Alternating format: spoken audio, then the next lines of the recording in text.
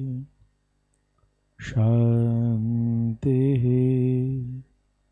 शांति ओम। अस्मद्गुरुभ्यो नमः। अस्मत्परमगुरुभ्यो नमः। अस्मत्सर्वगुरुभ्यो नमः। श्रीमते रामानुजाय नमः। श्रीपराङ्कुशदासाय नमः। श्रीमदयामुनिमुनये नमः। श्रीराममिश्राय नमः। श्रीपुण्डरीकाक्षाय नमः। श्रीमन्नाथमुनये नमः। श्रीमते षट्कोपाय नमः। श्रीमते विश्वक्सेनाय नमः। श्रीयै नमः। श्रीधराय नमः।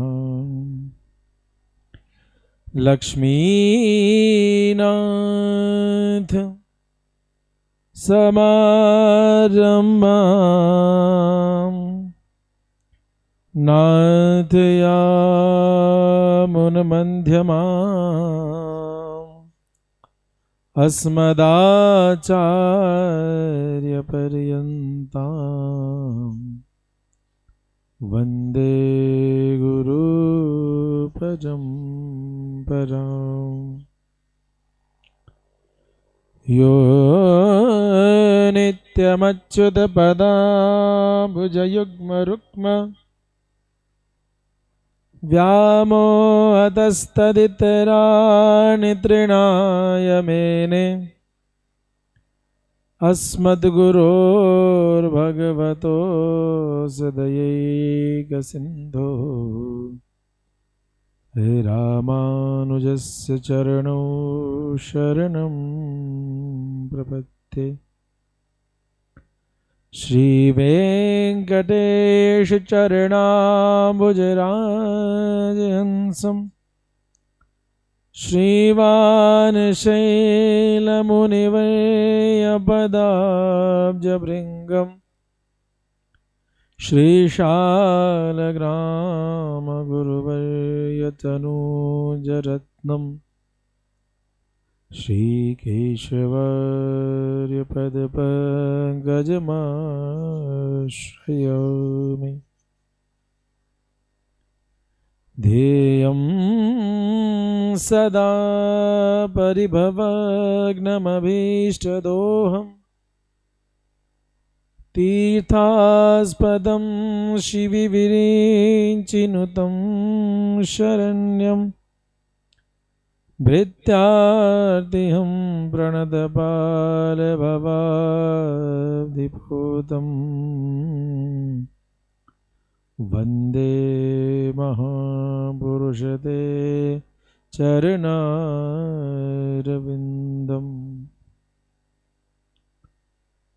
नारायणं नमस्कृत्य नरं चैव नरोत्तमं देवीं सरस्वतीं व्यासं ततो जयमुदीरये।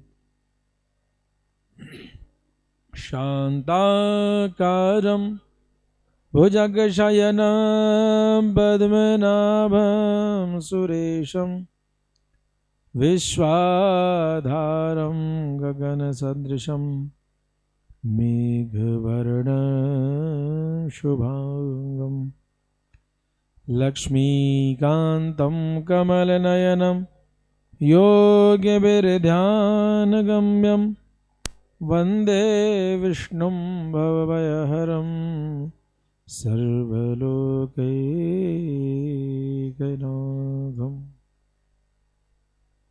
वन्दे नन्दव्रजस्त्रीणां पादरेणुमभीक्ष्णसः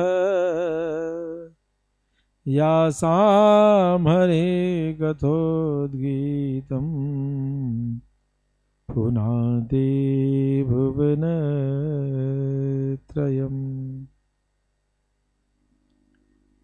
आसामहो चरणरेणुजुषामहं स्याम् वृन्दावने किमपि गुल्मलदोषधीनां यादोस्दजं स्वजनमार्यपथं च हित्वा भेजुर्मुकुन्दपदवीं श्रुतिभिः विमृग्याम्। कृष्णाय वासुदेवाय हरये परमात्मने प्रणतक्लेशनाशाय गोविन्दाय नमो नमः। वसुदेवसुतं देवं कंसचाणूरमर्दनं देवकी परमानन्दं कृष्णं वन्दे जगद्गुरुम्। मनोजवं मारुततुल्यवेगं जितेन्द्रियं बुद्धिमतां वरिष्ठं वातात्मजं वानरयोधमुख्यं श्रीरामदूतं शरणं प्रपद्ये। उल्लङ्घ्य सिन्धो सलिलं सलीलं यशोगवनीं जनकात्मजाया आदाय तेनैव ददाह लङ्कां नमामि तं प्राञ्जलिराञ्जनेयम्। उद्भवस्थितिसंहारकारिणीं सर्वश्रेयस्करीं सीतां नतोऽहं रामवल्लभाम्। कर्पूरगौरं करुणावतारं संसारसारं भुजगेन्द्रहारं सदा वसन्तं हृदयारविन्दे भवं भवानी सहितं नमामि। जयन्ती मंगला काली भद्रकाली कपालिनी दुर्गा क्षमा शिवा धात्री स्वाहा स्वधा नमोस्तुते। जयतं देवी चामुण्डे जय भूतार्ते हरिणी जय सर्वगते देवी कालरात्रि नमोस्तुते। मधुकैटभविन्द्रावि वेदान्ते वरदे नमः। रूपं देहि जयं देहि यशो देहि दिशो जहि। महिषासुरनिर्नाशि भक्तानां सुखदे नमः। रूपं देहि जयं देहि यशो देहि दिशो जहि। रक्तबीजवदे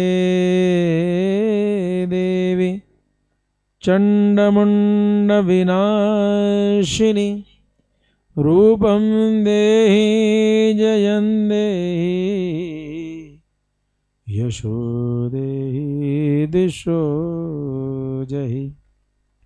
सर्वमङ्गलमाङ्गल्ये शिवे सर्वार्थ साधिके शरण्ये त्र्यंबके गौरी नारायणी नमोस्तुते। जय जय श्री राधा रमण, जय जय नवल किशोर, जय गोपीचित चोर प्रभु, जय जय माखन चोर। जय मिथिला जय मैथिली, जय जय जनक किशोरी, चरण कमल बंदन करऊं, करु निर्मल मति मोर। बोल श्री वृंदावन बिहारी लाल की जय, श्री अयोध्यानाथ भगवान की जय, श्री कामदानाथ भगवान की जय, श्री मिथिला बिहारी जो सरकार की जय, श्री बाबा विश्वनाथ की जय, गंगे मैया की जय, यमुना महारानी की जय, सरजू भवानी की जय। नमः पार्वती पतये हर हर महादेव, हर हर महादेव, हर हर महादेव।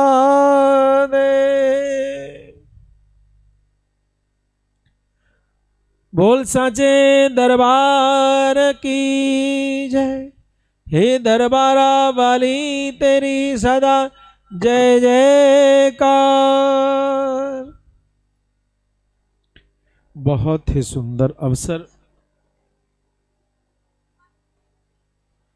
माता रानी के विशेष कृपा, आज महाअष्टमी, और महाअष्टमी अद्भुत रात्रि है। इस रात को आप कुछ कीजिए मत, बस इस रात को आप जाग जाइए। जागना ही एक साधना है। कुछ रात्रियां ऐसी हैं जो रात्रियां अद्भुत है। इसमें सोने वाले का दुर्भाग्य है और जागने वाला सौभाग्यशाली हो जाता है। जैसे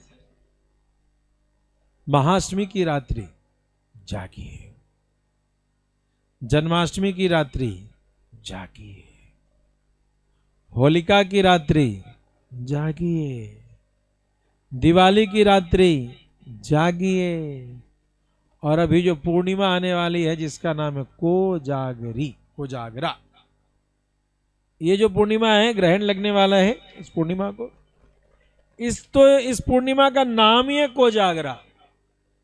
कौन जाग रहा है? लक्ष्मी जी घर घर घूम के खोजती हैं कौन जाग रहा है। जो जाग रहा है लक्ष्मी जी उस पर कृपा करते हैं, और जो सोया सो खोया, जो जागा सो पाया। मतलब यह है, कल सप्तमम कालरात्रि, कल की रात्रि को भगवती को विशाल महाभोग राजभोग लगता है। कल जो रात्रि गुजरी, महानिशा पूजा इसको कहते हैं। क्या कहते हैं? निशा पूजन। तो निशा पूजन का वो समय होता है, सप्तमम काल रात्रि च। और आज महाअष्टमी की रात्रि है। ये दोनों रात्रि बड़ी सुंदर है। कल भगवती को भोग राग लगे, जहां भी भगवती की प्रतिमा बैठी उन सभी जगह है, जो विधान के जानकार हैं, विशेष खूब राजभोग। जैसे आप गोवर्धन की पूजा के लिए 56 भोग लगाते हैं, वैसे भगवती के सारे भोग कल समर्पित होते हैं भगवती को। निशा पूजन इसको कहते हैं। और आज महाअष्टमी की रात्रि है, तो इस महाअष्टमी की रात्रि में कितना सुंदर अवसर है कि हम सभी भगवती की सुंदर लीला का गायन कर पा रहे हैं, अपनी वाणी, अपनी मति, अपनी गति के अनुसार। और माँ तो माँ है ना, माँ समझ करके रहें, बड़ा आनंद आता है मैया के दरबार में। एक भगत था, उस भगत ने सपने में सोचा, भाव आया सपने में कि मैं भंडारा कराऊंगा, और अपनी पत्नी से सवेरे उठ करके कहा कि कल मैं भंडारा कराऊंगा माता रानी का, आज मैं भंडारा कराऊंगा। पत्नी का महाराज अपने खाने को तो एक चावल का दाना नहीं, क्या भंडारा कराओगे? अब पता नहीं मैया ने कहा है भंडारा कराओ तो कराएंगे साहब। तो उस समय एक मच्छेंद्रनाथ गोरखनाथ करके औगड़ी हुआ करते थे, भैरवनाथ, जो भैरव जी की वहां पर माता रानी के दरबार में स्थान भी है, बड़ा भयानक तांत्रिक। अब ये भगत जो है माता रानी का भगत घूमता टहलते चला गया, कहाँ चला गया? सबको निमंत्रण देने, मेरे यहाँ भंडारा है माता रानी का, मेरे यहाँ भंडारा है, मेरे यहाँ भंडारा है, मेरे यहाँ भंडारा है। अब साहब ये मैं मेरे यहाँ भंडारा करते करते करते ये भैरवनाथ के पास भी चला गया, मेरे यहाँ भंडारा है महाराज चले आओ। आप क्या भंडारा है? तो हाँ। तो तू मुझे भंडारा करा देगा? तो हाँ।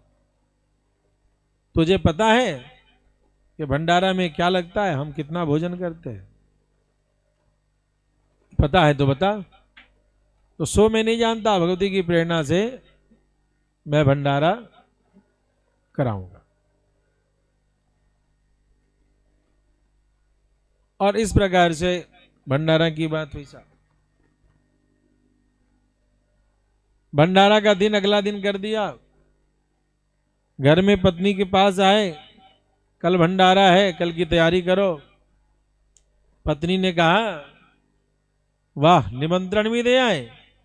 अरे भंडारा बिना निमंत्रण के होगा? सबको कह दिया तो बनेगा क्या? बर्तन पटक दिया अपने स्वामी के सामने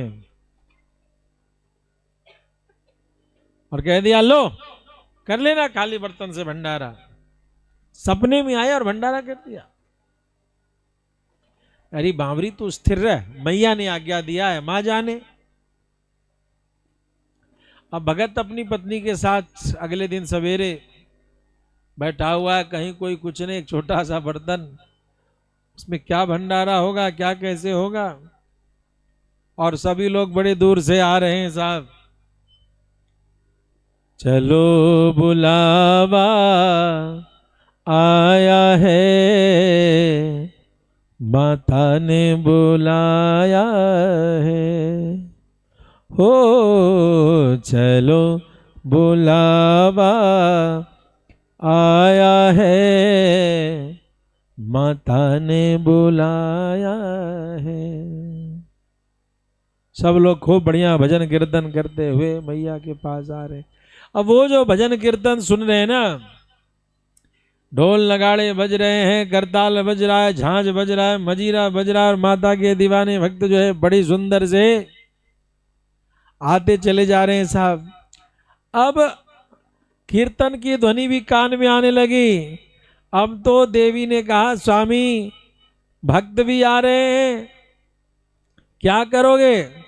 कैसे स्थिति बनेगी, कैसे भजन होगा, कैसे इनको भंडारा करोगे, आदि आदि इन सब बातों की चिंता इनको आने लगी साहब।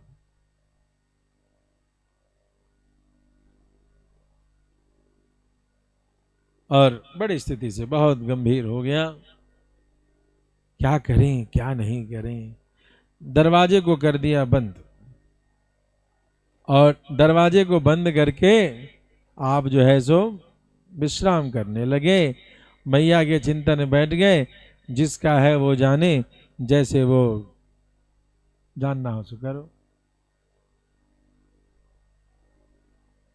अब मैया कीर्तन करते करते जय माता दी, जोर से बोलो जय माता दी, प्रेम से बोलो जय माता दी, आवाज नहीं आई जय माता दी, खूब कीर्तन चल रहा है।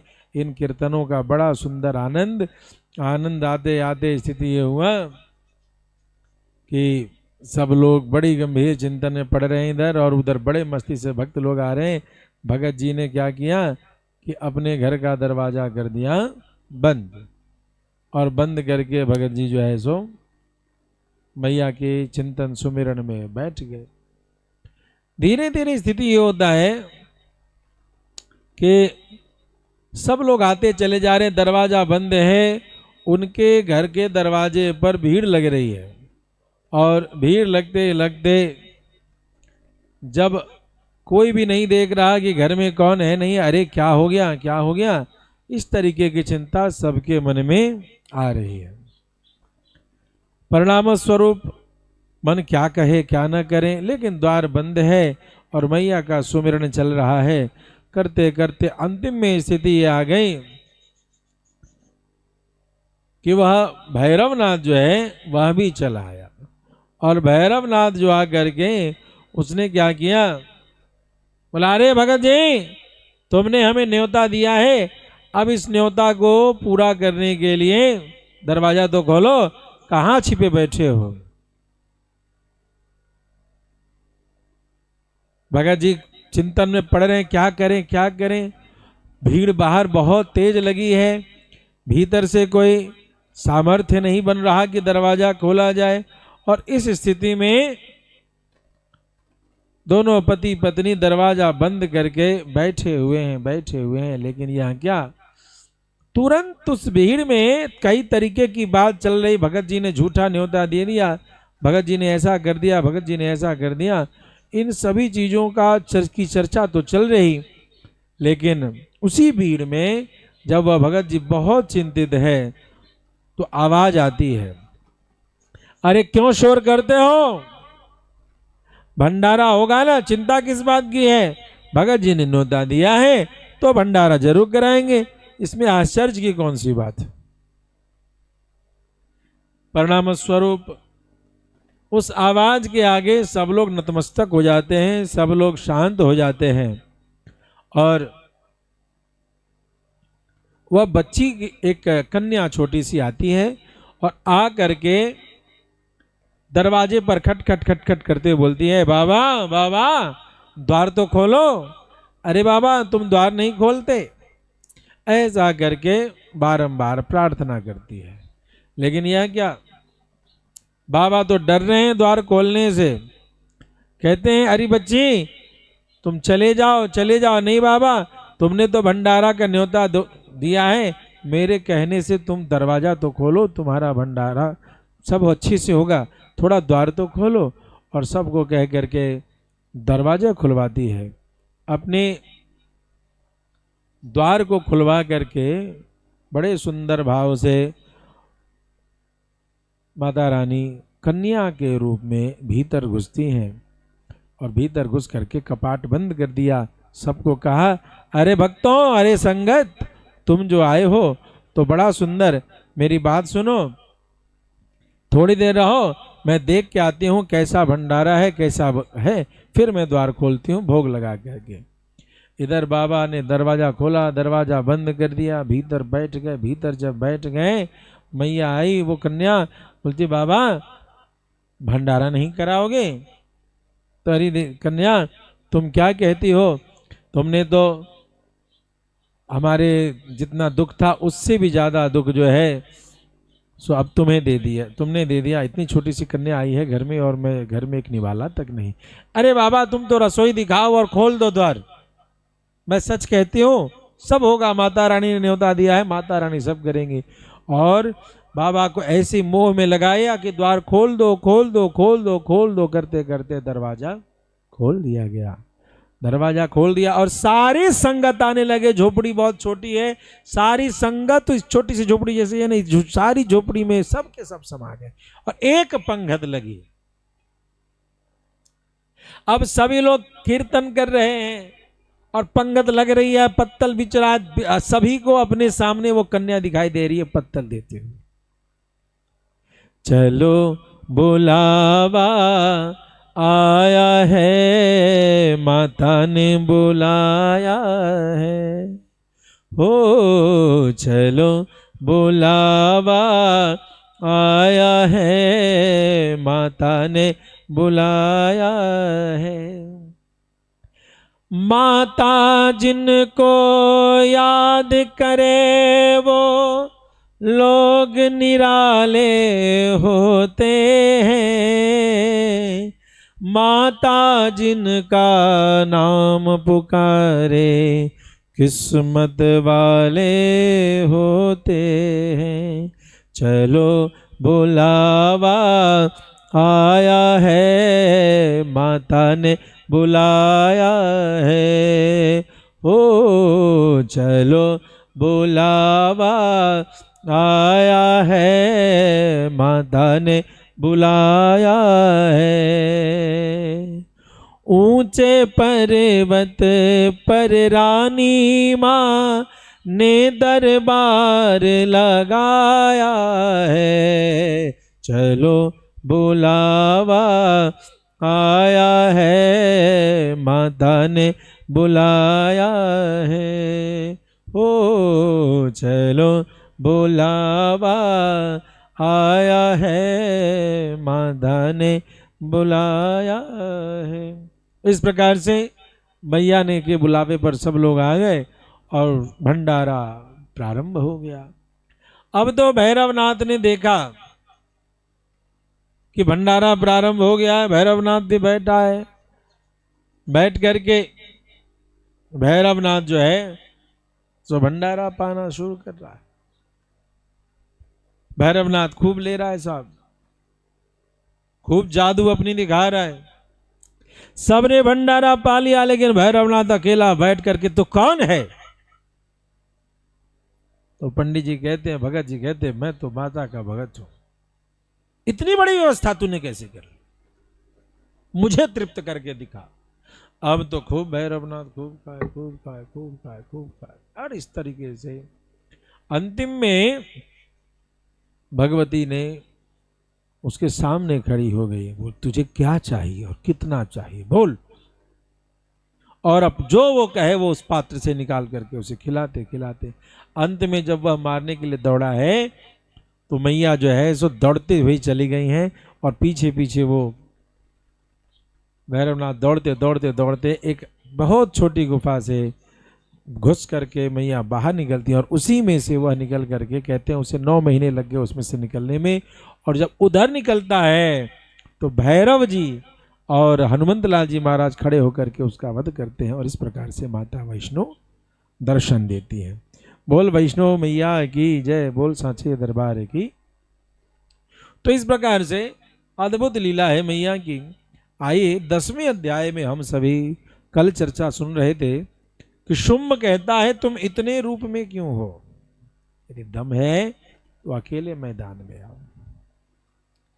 एकैवाहं जगत्यत्र द्वितीया काममापरा पश्यैतां दुष्टमय्येव विशन्त्यो मद्विभूदय।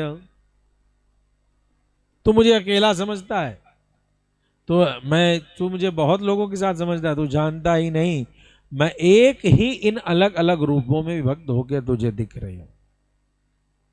द्वितीया का ममापरा, मुझसे परे है कौन?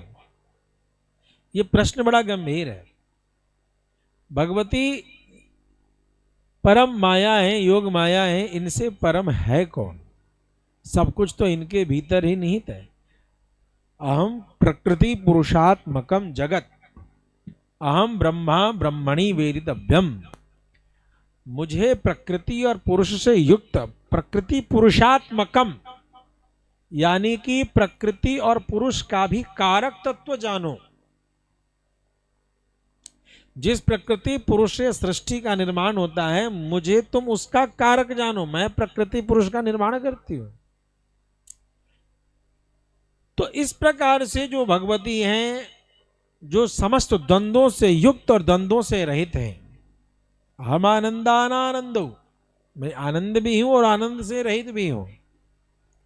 यानी आनंद से युक्त भी हूं और बिना आनंद के भी मैं ही हूं। मैं, भगवती कहती हैं, मैं ही लक्ष्मी हूं और मैं ही अलक्ष्मी भी हूं।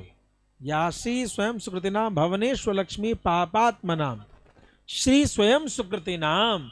अच्छे लोगों के घर में आप लक्ष्मी हैं और दुष्टों के घर में आप अलक्ष्मी हैं, दरिद्रता है। तो भगवती ही दरिद्रता के रूप में विराजित है और भगवती ही लक्ष्मी के रूप में विराजित है। इसीलिए तो सुदामा जी कहते हैं कि मेरे घर में द्वादशी कभी कभी आती है।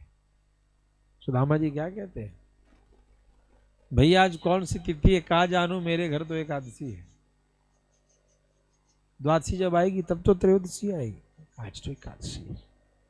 उस दरिद्रता का भी, जिसे हम दरिद्र कह करके सुदामा जी को दीनहीन समझते हैं, विपन्न समझते हैं, दुखी समझते हैं, सुदामा जी उसमें भी भगवती महामाया, भगवती लक्ष्मी की कृपा जान करके आनंदित हैं, भगवान वैकुंठनाथ की कृपा जान करके आनंदित हैं, उसमें भ्रमित नहीं हो रहे। जब भी कभी दरिद्रता उपस्थित हो तो समझ लेना चाहिए कि हमने कोई पाप किया है जिसके परिणाम स्वरूप ऐसा हो रहा है।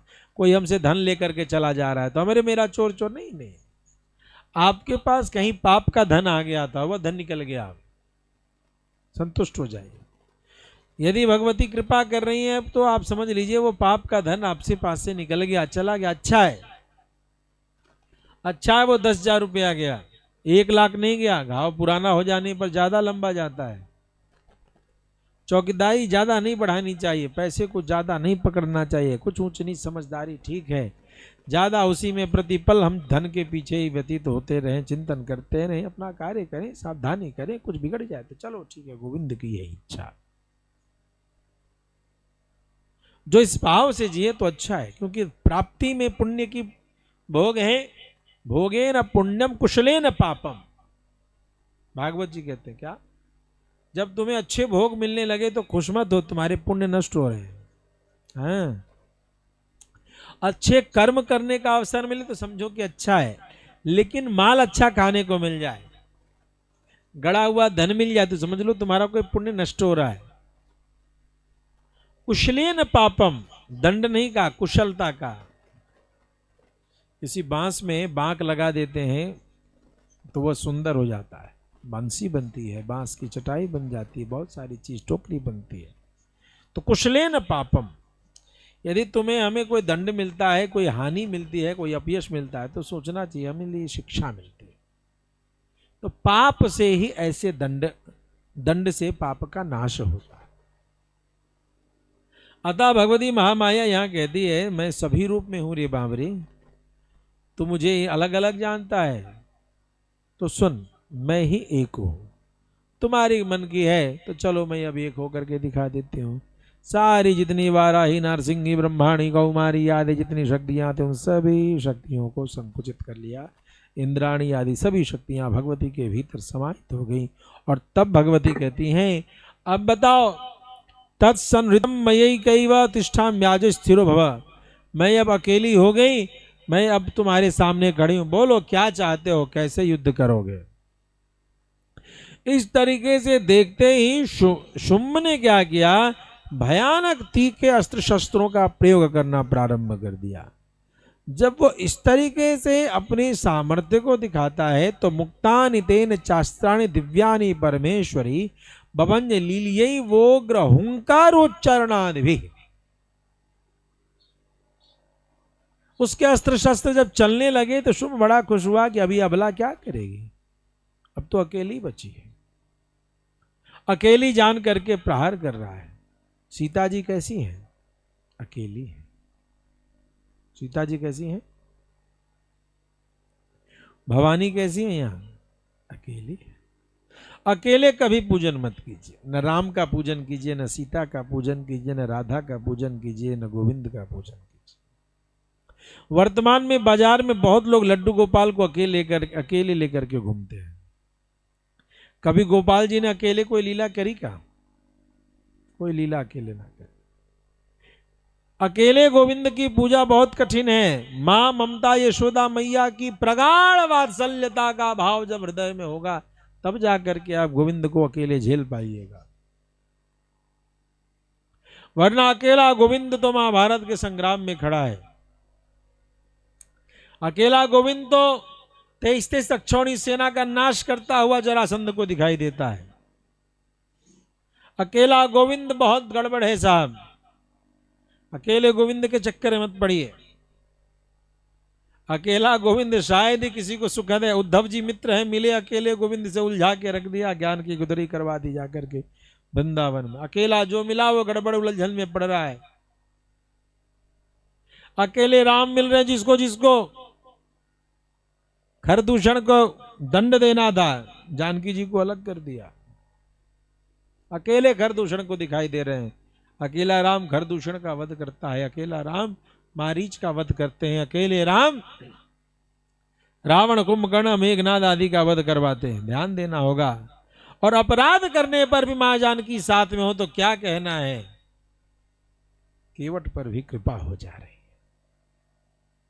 धृष्टा करता है केवट, नहीं मानूंगा आपकी बात। इतना कहने पर भी राम कृपालु है। क्यों? क्योंकि साक्षात कृपा शक्ति भगवती सीता बगल में बैठी है, बगल में खड़ी है। और उन सारे अपराधों को भूल करके राम जी अब पुरस्कार देने को प्रस्तुत हो रहे हैं। उस पार जाकर क्या दिया जाए? एक तरफ बदतमीजी की, राम आज्ञा की अवहेलना की, राम आज्ञा में टर्म्स एंड कंडीशंस लगाए, वो भूल गए गोविंद, मेरे प्रभु भूल गए। और भूल करके उस पार जाकर के कहते हैं नाव पार कराया, इसको इनाम देना पड़ेगा, कुछ देना पड़ेगा। क्या बात है, राम जी संकोच में पड़ रहे हैं। भगवती जानकी के साथ जो राम है वो बड़े कृपालु हैं, वो बड़े रसिक हैं, बड़े प्रेमी हैं। 100 अपराध माफ करके एक छोटी सी सेवा लेकर के भगवान पुरस्कार देने को प्रस्तुत होते हैं। लेकिन यह क्या, हाथ तो खाली है ना। तापस बेश विशेष उदासी। आज राम के न ही कुछ देने की अवस्था को भगवान प्राप्त हो चुके हैं, कुछ नहीं दे पा रहे। जब भगवान न कैसे कहें ऐसी स्थिति आ गई है, तो माता जानकी ने कहा न कैसे आप कह दीजिएगा मेरे रहते हुए। आपको कृपा करनी है तो मैं कृपा आपके साथ बैठी हूं, आप न नहीं कह सकते, मेरे पास है। राम खाली हो सकते हैं लेकिन माता जानकी कभी खाली नहीं हो सकती। तुरंत अपने हाथों से अंगुली का अंगूठी निकाल करके दे दी। और वह अंगूठी ऐसी थी, केवट ने लिया नहीं लेंगे। वही अंगूठी फिर सुंदरकांड में पहुंच करके जाती है हनुमंत लाल जी महाराज के पास। साक्षात महामाया भगवती जानकी ने उस अंगूठी को प्रदान किया था। जो अंगूठी उन्होंने कहा कि यह अंगूठी तो कोई बना माया ते हसी रची नहीं जाए, कोई दूसरा इसको बना ही नहीं सकता। यानी कितनी बेशकीमती अंगूठी दी जा रही थी केवट को, अद्भुत अंगूठी है। अच्छा, अकेले शंकर जी क्या करते हैं? तो काशी में भिक्षा मांगते हैं। अकेले भोलेनाथ क्या करते हैं? शमशान में घूम रहे हैं, उनको भोजन पानी नहीं है, भूखे आपत हो गया। अंतिम में देखे कि काशी में कोई पूछ नहीं रहा है, भाई भूख लगी है। अब माता भगवती पार्वती ने देखा भोलेनाथ को कौन दे सकेगा। माता पार्वती स्वयं अन्नपूर्णा रूप अन्नपूर्णे सदा पूर्णे शंकर प्राण वल्लभे ज्ञान वैराग्य सिद्ध्यर्थम भिक्षाम देहि च पार्वती। साक्षात जगत गुरु बाबा विश्वनाथ वहां पहुंच करके माता अन्नपूर्णा के द्वारे जाते हैं। भिक्षाम देहि जब कहते हैं तो माता पार्वती ने कहा ये तो हमारे दुल्हा जो है भिक्षुक बन के आए हैं। अन्नपूर्णा मैया के रूप में खीर लेकर के और बढ़िया अन्न लेकर के जब पात्र में रखते हैं, महादेव देखते हैं जय हो अन्नपूर्णा भगवती की जय हो। तो अब बाबा विश्वनाथ के पास जाएंगे तो अन्नपूर्णा मैया का दर्शन वहाँ बहुत सुंदर होता है। अन्नपूर्णा मैया के घर से इतना भी मिल जाए तो जरूर प्रसाद, गिरा पड़ा कहीं कुछ पड़ जाए। अन्नकूट के दिन माता अन्नपूर्णा का अद्भुत दर्शन होता है। दास को मैया अन्नपूर्णा ने खूब पाला है, खूब आनंदित हुआ है। तो कहने का मतलब है अकेले शिव कैसे, अकेले राम कैसे, अकेले मुरलीधर कैसे, सभी अकेले बिना काम के हैं। इनको अकेले कभी मत पूजिए, माता के साथ पूजिए तो कृपा होगी। माता के साथ पूजिए तो माता के वात्सल्यता के साथ पूजने पर तो मैया आनंदित होती हैं। धृष्टता करने पर मैया हुंकार शब्द का प्रयोग करती है। और एक अकेली अबला को जान करके जो उसने अनेक अस्त्र शस्त्र प्रयोग किए, सोचा कि अब तो ये खत्म हो जाएगी। एक हुंकार मात्र से सारे अस्त्र शस्त्र क्षत विक्षत हो गए, सब नष्ट हो गया। उस दानव ने घोड़े और उस दानव के घोड़े और सारथी जो है सभी को भगवती ने अपने प्रहार से नष्ट कर दिया, सभी मरे गए। धनुष को भी नष्ट कर दिया। उसके जितने बार बार वो गदा चलावे, शूल चलावे, इन सब को भगवती नष्ट करते हुए अब उसको रथ विहीन कर चुकी है। कहते हैं भगवती से वह युद्ध चल रहा है और युद्ध चलते चलते वह दुष्ट क्या करता है, वह जाता और भगवती के वक्षस्थल पे कस के प्रहार करता है। जब वह भगवती के हृदय पर प्रहार करता है, भगवती ने भी उस पर कस के उसके छाती पर अद्भुत प्रहार किया। वह संभल करके पुनः उठ करके खड़ा हो गया और उठ करके वह भगवती पर खूब उछल करके युद्ध करने को, प्रहार करने को प्रस्তুत होता है। भगवती भी उछल करके उसके हाथों को पकड़ती और अब ये क्या, ये भगवती को लिए दिए आकाश में उड़ना शुरू करता है और सोचता है आकाश में निराधार हो जाएंगी भगवती तो अब इन पर युद्ध करना सरल हो जाएगा और हम इस पे विजय प्राप्त कर लेंगे। ऐसी स्थिति में जब वो आकाश पे उड़ना शुरू करता है तो देवी भगवती कहती है, कहाँ ले चल रहे हो? अहम प्रकृति पुरुषात्मकम जगत, प्रकृति पुरुष सब में तो मैं ही हूं, चलो जहां ले चलना है। और इस प्रकार नवमंडल में भगवती के साथ युद्ध प्रारंभ हो जाता है। वहां युद्ध करते करते भगवती ने उसको उठा करके वहां से पटका है और वह धरती पर गिरा है। धरती पर गिरने के पश्चात वह पुनः संभल करके जब उसकी मूर्छा छूटती है तो वह पुनः भगवती पर बड़े क्रुद्ध होकर के दौड़ता है। शुंभ को अपनी ओर आते देख करके भगवती ने त्रिशूल से उसके छाती पर प्रहार किया है और इस त्रिशूल के भयानक आघात से, चोट से सगतासु पपातोर्व्याम देवी शूलाग्र विक्षता चालयन सकलाम पृथ्वीम साब्दी दीपाम सपर्वताम। वह शुंभ जो है सो मरा हुआ सा गिर जाता है, धड़ाम से गिर करके उसके प्राण पखेरु उड़ जाते हैं। बोल सांचे दरबार की जय, हे जगदम्बा वाली तेरी सदा जय जयकार। बोल जोता वाली मैया की जय, बोल पहाड़ा वाली मैया की।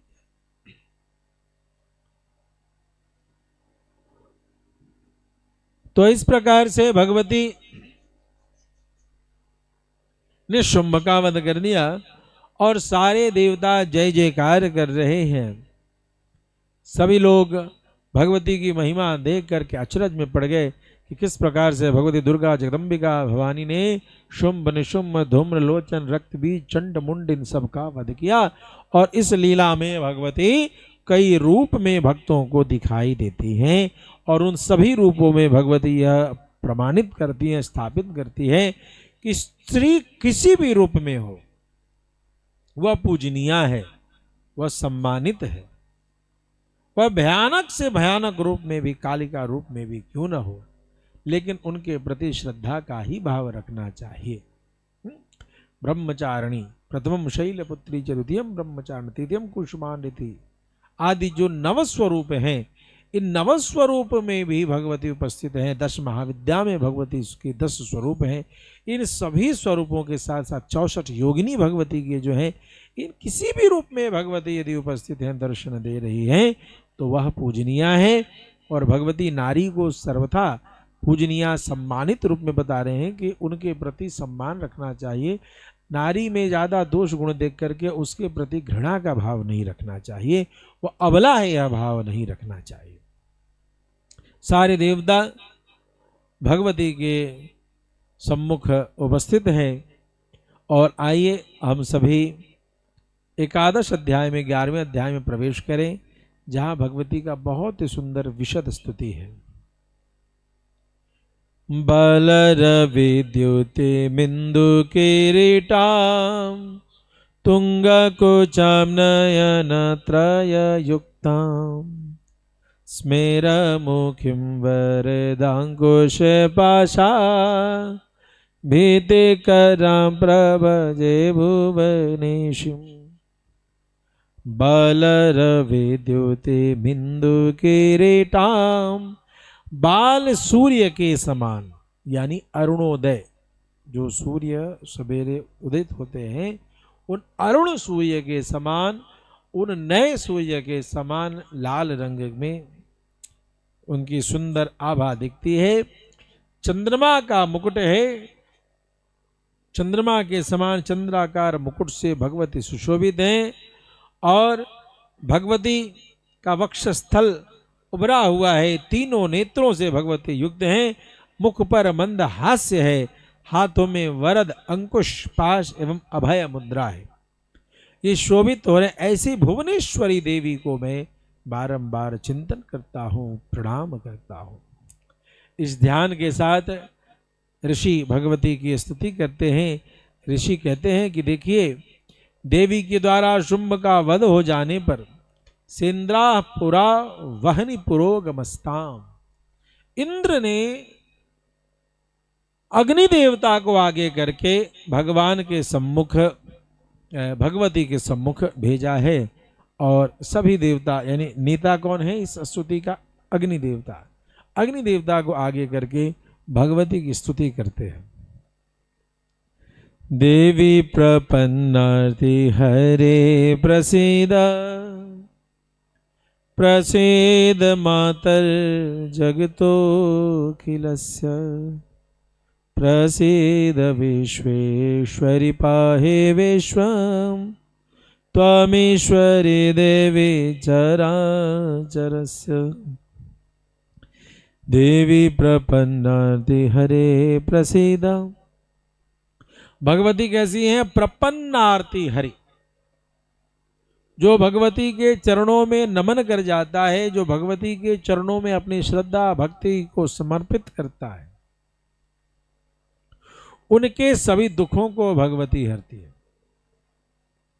प्रसीद मातर जगतोऽखिलस्य, अखिला चर अचर इन सभी की मैया है ये।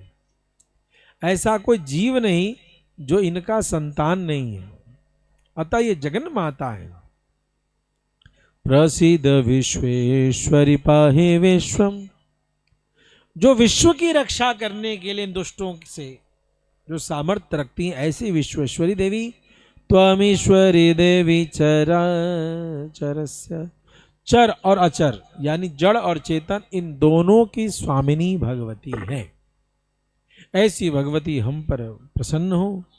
अपाम स्वरूप सिद्धिया त्वयैतन्, आधारभूता जगतस्त्वमेका, माहेश्वरूपेण यत स्थितासि। अपाम स्वरूप सिद्धिया त्वयैतन्, दाप्यायते कृत्स्नमलंग वीर्ये।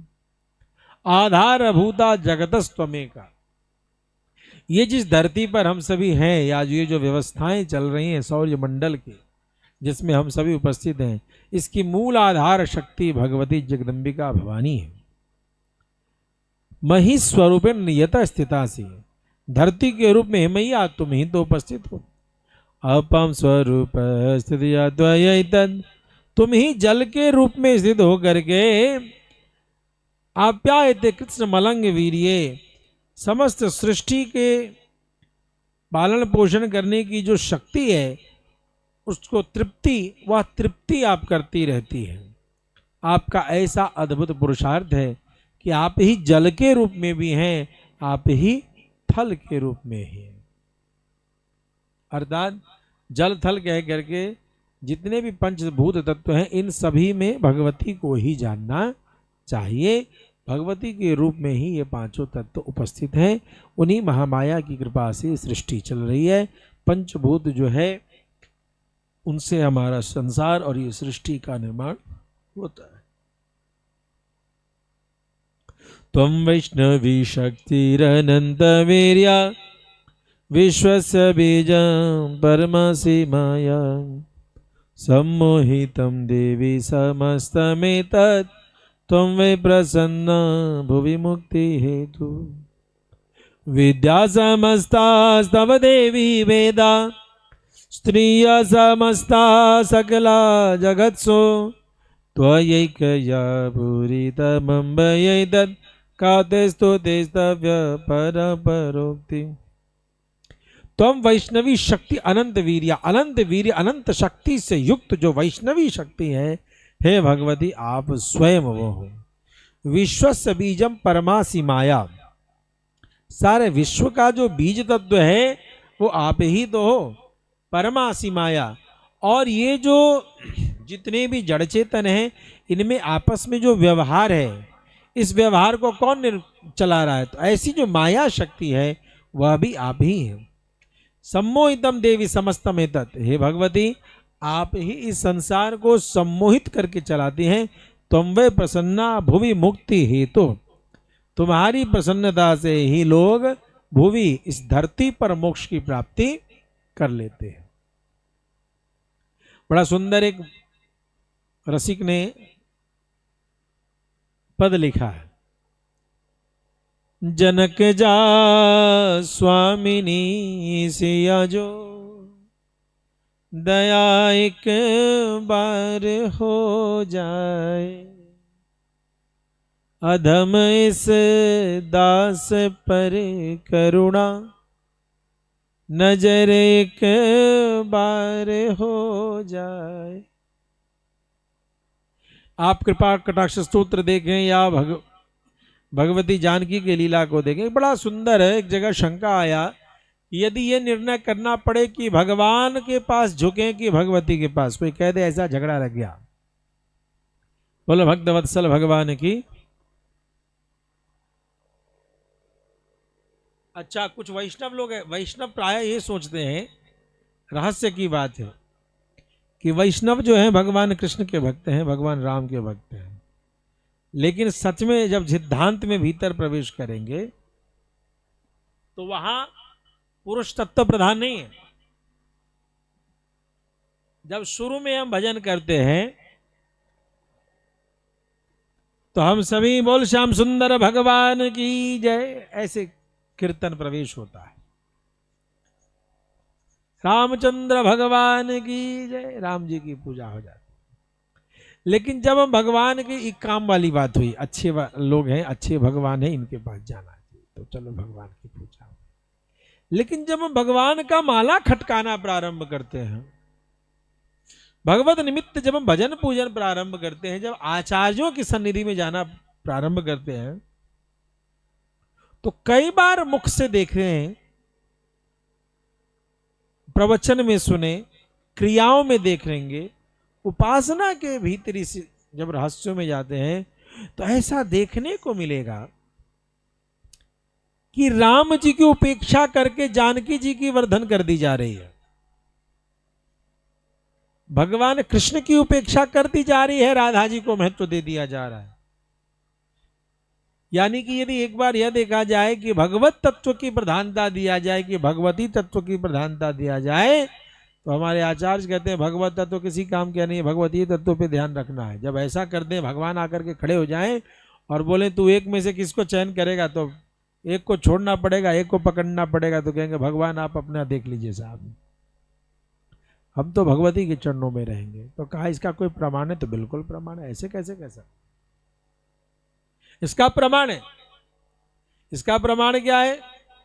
भगवान के पास तो शरणागति मांगने जाना पड़ता है। भगवान के पास सकृते प्रपन्नाय तवा स्मिति ज्याजते अभयम सर्वभूते दामी एतत् प्रतम।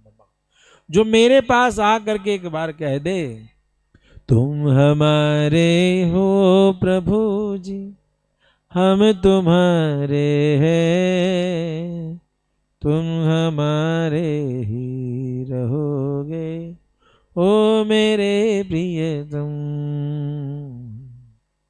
तुम हमारे थे प्रभु जी, हम तुम्हारे हैं, तुम हमारे ही रहोगे ओ मेरे हमदम। जब ऐसा कोई कहे कि गोविंद मैं आपका हूं, मेरी शरणागति स्वीकारी, तो भगवान कृपा करेंगे। न कहे तो कहना पड़ेगा कि मैं आपका दास हूं, लेकिन मेरी माता जानकी कैसी है। विभीषण ने शरणागति मांगी तो छुटकारा मिल गया, भय वरदान मिल गया। विभीषण के साथ 4 मंत्री आ गए, विभीषण के साथ। उन्होंने राम जी की शरणागति ने उनके भक्त की शरणागति मानी तो उनको भी स्थान मिल गया। देखिए, भक्त की शरणागति से भी भगवान उद्धार कर देते। ये बड़ी अद्भुत रहस्य है। यही तो सिद्धांत है, हल्के सिद्धांत है। भगवान की शरणागति भगवान उद्धार करते हैं। लेकिन ध्यान से प्रसंगों को पढ़ेंगे। विभीषण के साथ 4 मंत्री आए थे, 4 और उसके सिपाही आए थे। बताओ, उस 4 सिपाही को भगवान ने क्यों स्वीकार किया? तो भगवान के पास कुछ कहने नहीं गए। भगवान के भक्त हैं विभीषण। विभीषण की श्रद्धा प्रभु श्री राम पर है और वे 4 इतना ही जानते हैं कि हमारे गुरु, हमारे श्रेष्ठ जो करेंगे अच्छा करें। इनकी राम में भक्ति है, अच्छा है, इसलिए इनकी बात मानेंगे। तो गुरु की आज्ञा मानने का परिणाम यह हुआ कि वो पीछे लाइन में भी खड़े रहे तो उनकी उद्धार हो गया। गुरु कृपा, गुरु भक्ति के कारण भी मोक्ष की प्राप्ति भगवान स्वीकार करते हैं, प्रदान करते हैं। अब रही बात तो भगवान या भगवान के भक्तों की शरणागति करने पर मोक्ष मिलता है। लेकिन कोई इतना पापी जीव हो जो भगवान के पास जा भी न सके, जो भगवान के पास जा भी न सके, जो यह भी नहीं कह सके कि प्रभु क्षमा करो, उसका क्या होगा? जो क्षमा भी ना मांग सके उसका क्या होगा? क्या वो अभागा रह जाएगा? तो नहीं। भगवती कितनी दयालु है कि माता जानकी अशोक वाटिका में बैठी हैं, उन्हें रोज राक्षसियां कहती हैं कि तू हमारे राजा की बात मान ले, तू हमारे राजा की बात मान ले, नहीं तो साल भर पूरा होते तुम्हारा सवेरा साल भर पूरा होगा, सवेरा उठेंगे और तुमको बोटी बोटी काट करके तुम्हारा ब्रेकफास्ट कर जाएंगे। जी, ये बात कही जाती थी जानकी जी को रोज। 1 वर्ष पूरा होते ही तुम्हारा टुकड़े, ये जो खड़ग देख रही हो ना, ऐसे नहीं मारेंगे, टुकड़े टुकड़े करके मारेंगे और उसका बनाएंगे ब्रेकफास्ट, और वो हम सभी राक्षसियां करेंगे। लेकिन माता जानकी इन सबको सुनते सुनते सुनते प्रभु श्री राम की प्रतीक्षा में हनुमंत लाल जी महाराज का दर्शन होता है, प्रभु श्री राम आते हैं, रावण का वध होता है। अब त्रिजटा के साथ साथ जो अन्य राक्षसियां विद्यमान हैं, उपस्थित हैं अशोक वाटिका में, ये सभी छाती पीट करके रोने लगे। ये भी नहीं कह पा रही कि बचाओ बचाओ बचाओ, लेकिन रो बहुत रही है। माता जानकी ने रोने की आवाज सुनाई दी। मैया त्रिजटा से, मैया ये आज रो क्यों रही है? ध्यान देना, ये राक्षसियों ने कोई व्यवहार नहीं किया है, डराया है, सिर्फ मैया की नजर में है, मैया की दृष्टि में। कहां है? दृष्टि पथ में है। मां को देखते हैं और मां उनको देख रही है। बच्चों की दृष्टि में दोष हो सकता है, मां तो मां है, जगन माता सबकी मैया है। तो जो सबकी मैया है, तो अमीश्वरी देवी चराचर से जगन माता जो मैया है, वो मैया कैसे द्वेष भाव करेंगे? सही बच्चों के लिए एक भाव। तो उन्होंने कोई व्यवहार नहीं किया है, लेकिन रो रही हैं, माथा पीट रही हैं, बाल पकड़ पकड़ करके हाथ पीट रही हैं, छाती पे पीट रही हैं, पैर पे अटक रही हैं। त्रिजटा से पूछा, त्रिजटा मैया ये क्यों ऐसे कर रहे हैं? त्रिजटा मैया ने बोला, हरि वन देवी, हरि जानकी, हरि मैथिली, तुझे नहीं पता रावण का वध हो चुका है। लंकेश रावण के वध के बाद इन्हें डर है कि शत्रुओं की जो सेना होती है उसे भी दंडित किया जाता है। और वो जो बानर आया था हनुमान, वो तो प्रधान हीरो है, वो तो कहेगा सारी बात, उसने सुन रखा है कैसे डराती थी तुमको। और जब प्रभु श्री राम सुनेंगे कि इस तरीके से डराया जाता था कि बोटी बोटी काट देंगे, तो इनके साथ क्या होगा? तो इनका वध तो होगा ही होगा। और वो हनुमान कहता भी, जिन मोही मारा तही मैं मारे, जो मुझे मारा है उसको मारूंगा। अर्थात इन्होंने तुमको दंडित किया तो वो भी दंडित करेगा। इनको बचाने वाला तो कोई नहीं। अब तो लंका में कोई दूसरा राजा सेनापति कोई नहीं बचा जो इनकी तरफ से ये कह कोई क्षमा मांगे या कुछ भी शांति, कोई समझौता नहीं। ये मारे जाए। मैया जानकी ने उन सभी को बुलाया, आई बुलाई, सबको बुलाई, रोइए नहीं, बैठिए, क्या बात है, ऐसी बात। अरे देवी, हम तुमसे क्षमा भी कैसे मांगे? हम तो क्षमा भी नहीं मांग सकते ना, क्योंकि हमने तुम्हें तो रोज डराया है। 10 महीने 11 महीने लगातार कहा है बोटी बोटी काटेंगे, रोज बोटी बोटी काटेंगे। बस 1 महीना और बचा है, 3 महीने 6 महीना और बचा है, फिर काटेंगे। 5 महीना और बचा है, फिर काटेंगे। 4 महीना बचा है, काटेंगे। 3 महीना बचा है, 2 महीना बचा है, काटेंगे। 1 महीना और बचा, आप काटेंगे। रोज डराया है तुम्हें कि काटेंगे काटेंगे काटेंगे। साहब बोल जगदम्बा भवानी की। अब माता जानकी इस तरीके से देखती है तो कहती है, रुक जा, तुम सभी परतंत्र हो, तुमने वही किया जो एक सेवक का धर्म होना चाहिए। मैं तुम्हें अभय दान देती हूं, क्षमा नहीं मांगा, प्रार्थना नहीं की, कुछ नहीं किया। अपराध बोध मात्र होने पर अपनी ओर से डिस्काउंट में क्षमा दे दिया। प्रभु श्री राम का भाग अमोघ है। यदि तुम्हारे दंडों को प्रभु श्री राम क्षमा नहीं करेंगे तो हे देवियां, उनके धनुष पर यदि बाण चढ़ भी जाएगा तो पहले वो मुझे स्पर्श करेगा, बाद में तुम्हें करेगा। तो जो अपने बच्चों के लिए कष्ट लेने को तैयार है, ऐसी मां। इसलिए रसिक उपासना में जब हम जाएंगे तो रसिक उपासना में हर वैष्णव भीतर से गोपी है, एक मिथिलानी सखी है। मिथिलानी सखी राघव जी से क्या कहती है कि राघव जी, ऐसोई मन चाहत निसिबासर, अपने प्रियतम प्राण निहारो, ऐसोई मन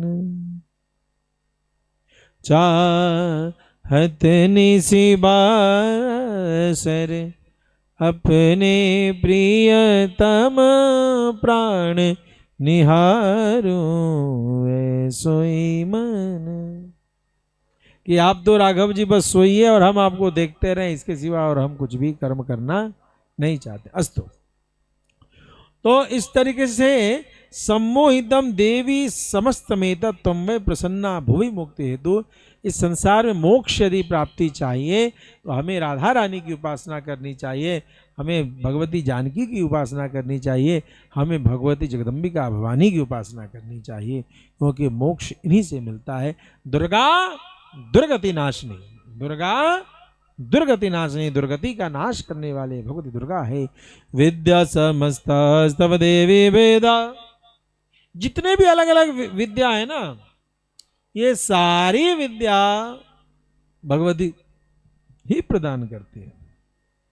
स्त्रिय समस्ता सकला जगत्सु, ध्यान देंगे, सकला स्त्रिय, सारी स्त्रियां इस संसार में जो भी हैं दोष युक्त हैं, गुण युक्त हैं, इन सभी में जगदम्बिका का वास है। त्वयि गया पूरी तमंबय दत् कादस्तुतिस्तव्य परोक्ते। हे भगवती, तुमने इस विश्व को व्याप्त कर रखा है। त्वया एकया पूरितम अम्बा एत, अम्बया एत। हे अम्बा, हे भगवती, तुमसे ही तो सारा संसार भरा पड़ा है। काते स्तुति स्तव्य परा प्रोक्ति, तुम्हारी स्थिति के लिए इससे बढ़कर दूसरी और कौन सी बात हो सकती है कि हम कहीं भी देखें तो तुम ही दिखाई दोगी। अच्छा, स्त्रियों में यदि भगवती हैं तो पुरुषों में कौन है? पुरुषों में भगवान नारायण है ना, उनमें भी नारायण है। बड़ा सुंदर एक जगह एक चर्चा चली, दंपति कैसे हो। यदि किसी पुरुष के चरणों में भगवती बैठी है, देवी घर की बैठी है पुरुष के चरण में, तो ये वैकुंठनाथ भगवान का स्वरूप है। वैकुंठ में भगवान नारायण शयन कर रहे हैं और लक्ष्मी जी उनके चरण चाप रहे हैं। यदि कोई स्त्री ऐसा सोचे कि मेरे चरण में मेरा पति झुका रहे, तो ये महाकाल और महाकाली का स्वरूप है कि महाकाल नीचे लेटे और महाकाली ऊपर से वक्षस्थल पे पैर रखे हुए हैं। हाँ, उस महाकाली को तो इस घटना में लज्जा आ गई, लेकिन तभी जीव निकला। लेकिन ये जो कलयुगी महाकाली खुद को कहती हैं कि ऐसा हुआ तो हम भी ऐसा करेंगे, इनको लज्जा नहीं है, इनमें लज्जा वज्जा कुछ नहीं, बेशर्मी से निर्लज्जता से ऐसा करती है कि मेरा पति को मैं अपने चरणों से दबा करके रखूं, वो मेरे इशारे पर नाचे। और बड़ा खुश होती हैं देवियां आपस में जब चर्चा करती हैं। एक बात जानती हो, हमसे पूछे बिना मेरे घर में पत्ता नहीं हिलता, जो मैं कहती हूँ मेरे उंगली इशारे पर नाचते हैं। ये तो साहब बड़े यश की बात हो गई, मेरे पति मेरे इशारे पर नाचते हैं, आए हाय, ये बड़ा गौरव का बात है। अरे तब तुम में और वैश्या में अंतर क्या? वैश्या भी अपने दरबार में अपने आशिक को ऐसे नचा लेती है, और तुम भी अपने पति को ऐसे नचा रही हो। प्रेम में नचना अच्छा है, कभी तुम भी नाच लो। सिर्फ तुम ही नचाओगी तो या तो वैश्या का घर हो जाएगा। नृत्य तो दोनों साथ में होता है। ध्यान दीजिए, रास के प्रसंग में भगवान श्याम सुंदर बंसी बजाने आए, रास प्रारंभ हो गया, लेकिन गोपियां समझने लगी मेरे ताल पर भगवान बजा रहे हैं, मेरे इशारे पर भगवान नाच रहे हैं, मेरे प्रेम में भगवान नाच रहे हैं। भगवान भी साथ छोड़ करके चले गए तो तुम्हारा पति किस खेत की मूली है? तुम्हारा पति क्या नाराज हो गया तो कौन सी बड़ी बात हो गया, भगवान भी छोड़ करके चल दिए वहां से। फिर अंत में गोपियों को जो है स्वीकार करना पड़ा कि भगवान स्वयं हम लोगों से अपनी लीला सेवा करवा रहे हैं, तब जाकर के महारास में भगवान प्रवेश करते हैं। अर्थात यहाँ पर यह ध्यान रखना होगा कि हमें अपने परिवार के संवर्धन संरक्षण के लिए देवियों से करबद्ध निवेदन है कि वो पति पर ध्यान दें। बेचारा पति जब आपस में 10 पति बैठता है तो उन 10 पतियों के दुख को जब आप सुनेंगे तो वह दुख आप 10 महिलाओं के दुख से बहुत ऊंचा है। आप 10 महिलाएं तो आपस में नई वाली लेडीज पर्स, नई वाली जूती, नई वाली सैंडल, नई वाली लिपस्टिक की चर्चा करते रहते हैं, और 10 पुरुष 10 पति जो बगल में बैठते हैं तो अपने फटे हुए जेब की चर्चा करते रहते हैं कि मेरा जेब इस कारण से फट गया, मेरा जेब उस कारण से फट गया। थोड़ा दया कीजिए, उनको भी संसार में आनंद ले लेने दीजिए। बोलो भक्तवत्सल भगवान की सर्वमंगल मांगल्ये शिवे सर्वार्थ साधिके शरणत्र्यंबके गौरी नारायणी नमोस्तुते। भगवती कैसी है? तो सभी मांगल्यता का मंगल कारण, सभी मांगल्यता के मंगल कारक मूल तत्व भगवती ही है। सभी मांगलिक वस्तुओं को प्रदान करने वाले भगवती साक्षात शिवा सर्वार्थ साधिके सब कुछ सिद्धि प्रदात्री भगवती है। शरण्ये त्र्यंबके गौरी नारायणी नमोस्तुते। भगवती क्या है? ऐसी भगवती त्र्यंबिका गौरी के श्री चरणों में बारंबार प्रणाम है। शरणागत दीनार्थ परित्राण परायणे सर्वस्यार्ति हरे देवी नारायणी नमोस्तुते। शरणागत दीनार्थ परित्राण परायणे सर्वस्यार्ति हरे देवी नारायणी नमोस्तुते। माता जगदम्बा का एक भक्त था जिसका नाम था भोला भक्त, भोनू भगत, ज्वाला मैया की सेवा करता। ये जो अकबर है इसकी खोपड़ी ढीली हो गई, गद्दी पर बैठ करके इसका माथा खराब हो गया, कई बार माथा खराब हुआ, भोला भगत के भी खराब हो गया। भोला भगत के पीछे गया और उसने सुना कि एक ऐसा भगत है जो एक दिए की पूजा करता है, करवाता है, वहां में से अग्नि निकलते रहती है और वह उसकी पूजा करता है। अब तो साहब ढोंग फैला रखा है, ऐसा कर रखा, वैसा कर रखा, ऐसी चर्चा। भोला भगत को क्या किया? आइए बैठिए बैठिए बैठिए बैठिए बैठिए। भोला भगत को क्या किया? जेल में बंद करवा दिया। भोला भगत को क्या किया? जेल में बंद करवा दिया और एक घोड़ा का सिर काट दिया गया। घोड़ा का सिर काट करके उस भोला से कहा, पहले तो भोला से कहा तू नाटक बंद करेगा? तो बोला क्यों, कौन सा नाटक? ऐसी क्या है, पहाड़ जंगल में करता है, भीड़ लगाता है फालतू का। मतलब मैं भीड़ नहीं लगाता हूँ, वो तो मैया है, मैया की पूजा करता हूँ, लोग आते हैं दर्शन करते हैं, सबकी मनोकामना पूर्ण होती है। तेरी मैया क्या कर सकती है? तो सब कुछ कर सकती है। अरे चुप रहे, बंद करो इसको जेल में बंद कर दिया गया। अब जब जेल में बंद कर दिया गया तो कहा गया एक घोड़ा है, घोड़ा का सर काट दिया उसके पिंजरे के सामने, उसके सेल के सामने, जेल के सामने।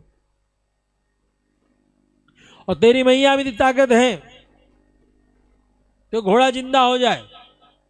और अन्यथा जैसे इस घोड़े का सिर कलम किया है ना, अल्लाहु अकबर अल्लाहु अकबर अल्लाहु अकबर करके, वैसे तुम्हारा भी सिर कलम अल्लाहु अकबर अल्लाहु अकबर अल्लाहु अकबर करके करवाऊंगा। वाह, भोला भगत मैया के चरणों में रहने वाला, कई लीला मैया की देख रखा है, चुपचाप सो गया। सिपाहियों ने कहा तुझे डर नहीं लग रहा, कल तू मरेगा सवेरे, या घोड़ा कहीं जिंदा होगा मरा हुआ? तो शरणागत दीनार्थ परित्राण परायणे सर्वस्यार्ति हरे देवे नारायणी नमोस्तुते। मुझे कोई चिंता नहीं है, मैं तो चला सोने। यदि मैया की इच्छा होगी कि कल मैं जिंदा रहूं तो ये घोड़ा भी जिंदा हो जाएगा, और नहीं तो मैं बादशाह से थोड़े अकेला लड़ सकता हूं। सो गया। सवेरे सब सिपाही लोग सो गए, कौन आया कौन नहीं किसी को कुछ समझ नहीं आया। घोड़ा चिंघारने लगा, घोड़ा हिनहिनाने लगा, और हिना हिना करके जब जगने लगा, सारे सिपाही अचरज में पड़ गए, दौड़ करके गए, बादशाह वो घोड़ा जिंदा हो गया। क्या कहते हो, तुम लोगों की चौकीदारी? बिल्कुल चौकीदारी थी, कोई नहीं आया कोई नहीं गया, घोड़ा जिंदा कैसे हो गया? क्या इस ये जो भगत है, ये भगत का जेल खोल दिए थे, कोई जड़ी बूटी औषधि तो लगाने नहीं चला गया? पता करो कौन सी जड़ी बूटी है। तो नहीं नहीं, वो तो अपने कारागार में बंद था और अभी भी बंद है। बादशाह अकबर दौड़ा दौड़ा आता है, बोला ए भगत जी कैसे जिंदा हो गया? मरा भी कोई जिंदा होता है क्या? बादशाह तुम अपने जवान के पक्के नहीं निकल रहे। तुमने कहा था यदि ये जिंदा हो जाएगा तो मुझे छोड़ दोगे, तो मुझे छोड़ दो, और तुम मान जाओगे कि मेरी मां अद्भुत चमत्कार करने वाली है। अब तो चल पड़े।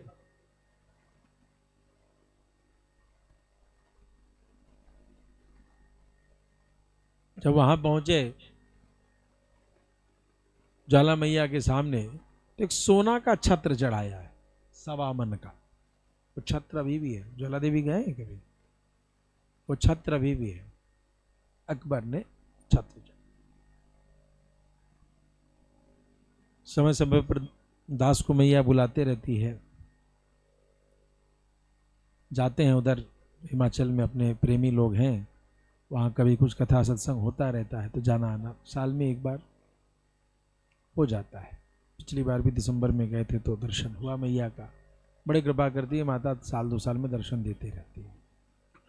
तो सोना का छत्र चढ़ाया, और छत्र चढ़ा करके मैया को बोल बैठा, अरे हिंदुओं की मैया, किसी हिंदू ने तुझे आज तक ऐसा कुछ नहीं चढ़ाया होगा। वो छत्र जो है हाँ, धड़ाक दे गिर पड़ा। अकबर देखा, रे छत्र कैसे गिर गया? और छत्र जो है सोना का नहीं रहा, वो किस धातु का बन गया अभी तक किसी को समझ में। वो प्रयोगशालाओं में उसके टुकड़े गए हुए पता करने के लिए कि है क्या धातु, सोना से बना क्या। और आज देखिए, आज मैया के दरबार में कितना धूम धड़ाका बना हुआ है, नहीं? कितना सुंदर दर्शन है। खैर, तो इस तरीके से यह सुंदर भाव है। शरणागत दीनार्थ परित्राण परायण सर्वस्यार्थ देवी नारायण। जब भी कभी विपदा में आपदा में पड़े महामाया के इस श्लोक का गाएं, इस मंत्र का गायन करें और इसका नित्य प्रति गायन 108 बार करें। इससे माया कृपा करके आपके दुखों को जरूर दूर करेंगे। सारे देवतागण मैया की स्तुति कर रहे हैं, मैया के अलग अलग रूपों की स्तुति करते हैं। मैया के कौमारी स्वरूप की स्तुति करते हैं, वैष्णवी स्वरूप की स्तुति करते हैं, वाराही स्वरूप की स्तुति करते हैं, नारसिंही स्वरूप की स्तुति करते हैं, इंद्राणी, शिवदूती, माहेश्वरी, ब्रह्माणी, इन अलग अलग स्वरूपों की स्तुति करते हुए कहते हैं सर्वस्वरूपे सर्वेशे सर्वशक्ति समन्विते भय वस्त्राहीनो देवी दुर्गे देवी नमोस्तुते। मैया से प्रार्थना करते हैं, मैया सभी सर्वस्वरूपे, सभी रूपों में तो आप ही विद्यमान हो, अलग अलग रूपों की क्या पूजा करें। सर्वेशे सर्वशक्ति समन्विते, सभी शक्तियों से आप युक्त हो, सभी ईश, सब पर ऐश्वर्यशाली शक्ति आपकी चलती है। भय वस्त्राहीनो देवी दुर्गे देवी नमोस्तुते। हे जगदम्बिका भवानी, हमारे ऊपर कृपा करो। और इस प्रकार से माँ के अस्त्र शस्त्रों का भी पूजन किया है, मैया के त्रिशूल का पूजन किया, मैया के घंटा की पूजन की, मैया के खड्ग तलवार का पूजन किया। और इन सब को पूजन करके देवता लोग स्तुति करते हुए कहते हैं कि विश्वेश्वरी तम परिपासे विश्वम विश्वात्मिक धारयसीति विश्वम विश्वेश वन्द्य भवति भवन्ति विश्वाश्रया ये त्वयि भक्ति नम्रा विश्वेश्वरी तम परिपासे विश्वम। हे भगवती, तुम ही तो सारे विश्व की ईश्वरी हो। परिपास विश्वम, इस संपूर्ण विश्व रूपा और सारे विश्व की धारित्री धारण करने वाली, पालन करने वाली भी तुम ही हो। तुम ही भगवान विश्वेश्वर की एकमात्र वंद्या हो। जो लोग भक्ति भाव से तुम्हारे सामने मस्तक टेकते हैं वो स्वयं की क्या बात कहें, वे दूसरों के लिए, निखिल विश्व के लिए आश्रयदाता हो जाते हैं। प्रणतानां प्रसीदत्वं देवी विश्वार्तिहारिणी त्रैलोक्यवासिना मेरे लोकानां वरदा भव। हमारे ऊपर हे भगवती आप प्रसन्न होइए, हम आपके श्री चरणों में कोटि कोटि नमन करते हैं। अपने भक्तों की रक्षा कीजिए। और इस प्रकार से सभी देवता भगवती की स्तुति करते हैं। भगवती अत्यंत प्रसन्न होकर के कहते हैं, अरे देवतागण, मैं जो हूँ वरदान देने के लिए तैयार हूँ। संसार के कल्याण कारक वर को मैं अवश्यमेव तुम्हें प्रदान करूंगी। तुम बताओ आज इस अवसर पर तुम मुझसे क्या वरदान चाहते हो। देवताओं ने वहां पर बहुत सुंदर भाव कहा है। सर्वा बाधा प्रशमनम त्रैलोक्यस्याखिलेश्वरी एवमेव त्वया कार्यम अस्मद्वैरि विनाशनम। हे भगवती, तुम इसी प्रकार से सबके बाधाओं को दूर करती रहो, संपूर्ण विपत्तियों का निवारण करो और हमारे सभी शत्रुओं का बारंबार नाश करती रहो। भगवती महामाया प्रसन्न होती हैं और प्रसन्न होकर के भगवती देवी कहती हैं, जो तुमने कहा कि कार्यम अस्मद वैरी विनाशनम, की मैं उपस्थित होकर के तुम्हारी बाधाओं को दूर करती रहूं, तो मैंने कई रूप लेकर के तुम्हारी बाधाओं को पहले भी दूर किया है, तुम नहीं जान सके। वही वसत मनवंतर में 28वां जो युग आया या जो चल रहा है, इसमें शुंभ निशुंभ नाम से जो असुर हुए, इन सब का वध करने के लिए नंदगोप गृहे जाता यशोदा गर्भ संभवा। मैं ही यशोदा के गर्भ में महामाया के रूप में उपस्थित होकर के मैंने ही शुंभ निशुंभ का वध किया और मुझे ही लोग विंध्याचल निवासिनी ततस्तौ नाशयिष्याम विंध्याचल निवासिनी, मुझे विंध्यवासिनी के रूप में, विंध्याचल निवासिनी के रूप में लोग जानते हैं। और मैंने विप्रचित्त का नाश किया, मैंने कई असुरों का नाश किया है और सभी देवता बारंबार मेरी स्तुति करते रहते हैं। मैं कभी रक्तदंतिका बनी, कभी अयोनिजा बनी, कभी शताक्षी बनी, तो कभी मैंने अपने शरीर से वृक्ष, पत्ते, औषधि, जड़ी बूटी का निर्माण करके सबका भरण पोषण किया, इसलिए मुझे शाकंभरी रूप में भी सभी पूजते हैं। मैंने दुर्ग नामक एक असुर का नाश किया, इसलिए मुझे दुर्गा के रूप से जानते हैं। मुझे भीमा देवी के रूप से भी जानते हैं और मुझे भ्रामरी रूप से भी सभी मेरा पूजन करेंगे। और इन अनेक रूपों के माध्यम से सब मेरी उपासना कर रहे होंगे। यही तुमने जो कहा कि मैं तुम्हारे अस्मद वैरी विनाशनम, तो निश्चिंत जानो मैं हमेशा समय समय पर तुम्हारी स्तुति किए करने पर तुम सबकी रक्षा करने के लिए आती रहती हूँ और तुम्हारे दुखों को मैं सदैव ही दूर करती रहती हूँ। बोल भक्तवत्सल भगवान की जय। श्री वृंदावन बिहारी लाल की जय। अत्यंत सुंदर सा ये भाव। और हम लोगों ने देखा कि किस प्रकार से भगवती जो है भक्तों के ऊपर कृपा करती हैं, और हम सभी भगवती के लिए जो यह सुंदर सा अवसर मिला, आज महाअष्टमी को हम सभी यहाँ पर भगवती के निमित्त गायन कर रहे हैं। ये सुंदर अवसर कभी कभी ही जीवन में मिलता है। आइए एक सुंदर सा भजन करके हम सभी कथा को आज विश्राम करेंगे। हो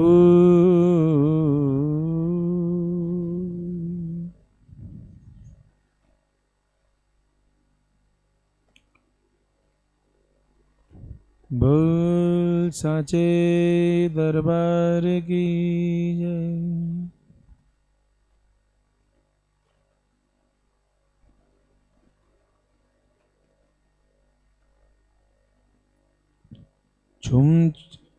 तूने मुझे बुलाया शेरावालिए, मैं आया शेरावालिए। हो तूने मुझे बुलाया शेरावालिए, मैं आया शेरावालिए।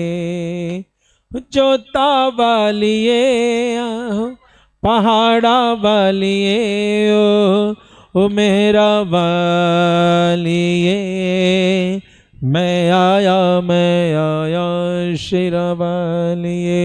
हो तूने मुझे बुलाया शेरावालिए, मैं आया शेरावालिए। हो सारा जग है एक बंजारा, सबका मंजिल तेरा द्वारा। ऊंचा पर्वत लंबा रास्ता, ऊंचा पर्वत लंबा रास्ता, फिर मैं न रह पाया शेरावालिए, मैं आया शेरावालिए। हो तूने मुझे बुलाया शेरावालिए, मैं आया शेरावालिए। हो जोता वालिए ओ पहाड़ा वालिए, ओ मेरा वालिए, मैं आया शेरावालिए। हो तूने मुझे बुलाया शेरावालिए, मैं आया शेरावालिए। हो सुने मन में जल गई बातें, तेरे पथ में मिल गए साथी। सुने मन में जल गई बातें, तेरे पथ में मिल गए साथी। मुँह खोलो क्या मांगो तुझसे, मुँह खोलो क्या मांगो तुझसे। बिन मांगे सब पाया शेरावालिए, मैं आया शेरावालिए। हो तूने मुझे बुलाया शेरावालिए, मैं आया शेरावालिए। हो जोता वालिए पहाड़ा वालिए, हो मेरा वालिए, मैं आया शेरावालिए, हो तूने मुझे बुलाया लिए। मैं आया शेरावालिए, हो कौन है राजा कौन भिखारी, कौन है राजा कौन भिखारी, एक बराबर तेरे सब हैं पुजारी, एक बराबर तेरे सब हैं पुजारी।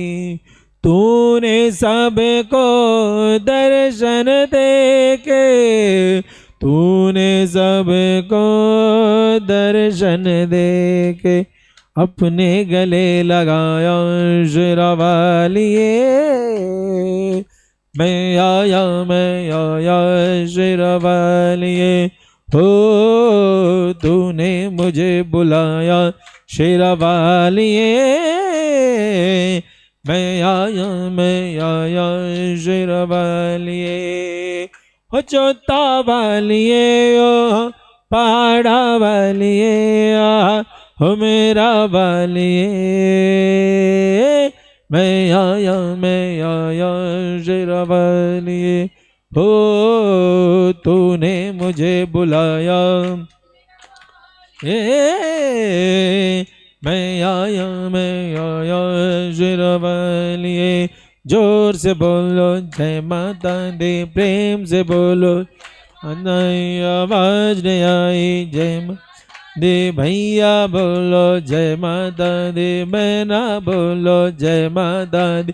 जय माता दी जय माता दी कहते जाओ, सीढ़ी पर सीढ़ी चढ़ते जाओ, चलो बुलावा आया है, माता ने बुलाया है, हो चलो बुलावा आया है, माता ने बुलाया है। हो ऊंचे पर्वत पर रानी माँ ने दरबार लगाया है, चलो बुलावा आया है, माता ने बुलाया है। ओ जय माता दी कहते जाओ, आने जाने वालों को चलते जाओ, तुम मत देखो अपने पैर के छालों को, अपने पैर के छालों को, अपने पाँव के छालों को। जिसने जितना दर्द सहा है, उतना चैन भी पाया है, चलो बुलावा आया है, माता ने बुलाया है, हो चलो बुलावा है, माता ने बुलाया है। ऊंचे पर्वत पर रानी माँ ने दरबार लगाया है, चलो बुलावा आया है, माता ने है, ओ चलो बुलावा आया है, माता ने।